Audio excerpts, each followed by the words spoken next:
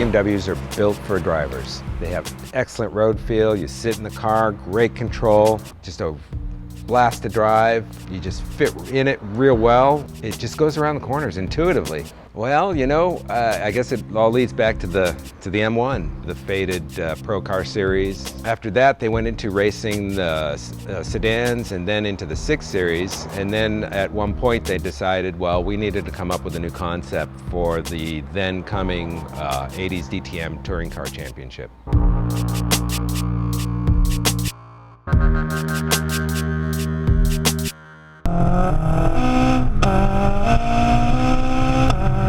E30 M3 was introduced in 1987 for the DTM Championship, and then we saw it a year later, introduced into the US showrooms in 1988. You know, an E30 M3 it's a true factory production race car. It is totally from soup to nuts a different type of vehicle. There's very few parts that are shared with the standard car. The engine is a really interesting story because it actually was derived from the M1 6-cylinder. Alex van Valkenhausen went to engine guru Paul Roche and said, make me a 4-cylinder for a touring car for this class.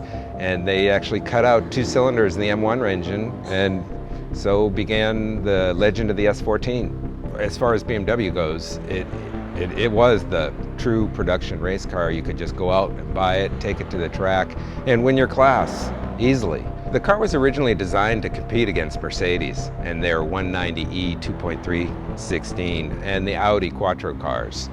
And as history tells us, they were quite successful with it.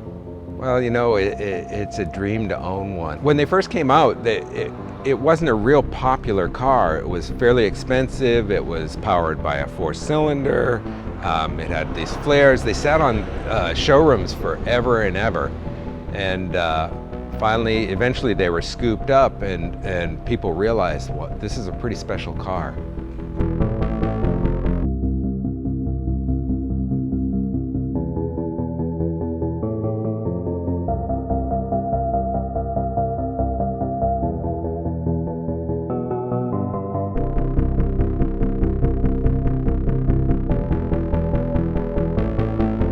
The E36 came out to the US market in 1995, and boy, were we shortchanged. We got plastic headlights, standard 325 engine bored out on steroids, and not much else. In the meantime, the Europeans got the really killer 287 horsepower, 3-liter with Vanos and many more options. But yet the US spec E36 had the same performance values as the European version. I don't know if it was the redheaded stepchild or what they consider it, but it was never hugely popular. Later on, as it has gotten older, it has become hugely popular as a easily modifiable and hugely dependent track car.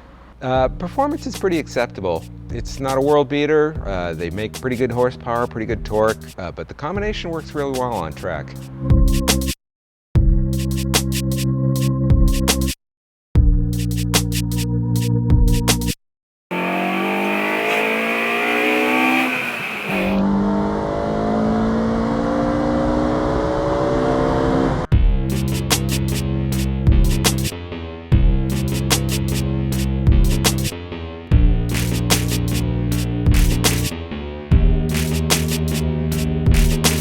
E46 came out in the US in 2001. BMW sharpened their pencils on this car. It was more focused, more refined. This was the introduction of the successor to the Euro S50 engine, the S54. Very reliable engine, a screamer, 333 horsepower stock, right out of the box, just a wonderful car. The interior is much nicer than an E36. One of the knocks on the E36 is that how cheap the interiors were. The E46, they raised their level quite a bit. Much more comfortable, quieter. The car was very accurate to drive on track, even on the street. It's a wonderful car. Great development. It was quite a huge leap from the E36.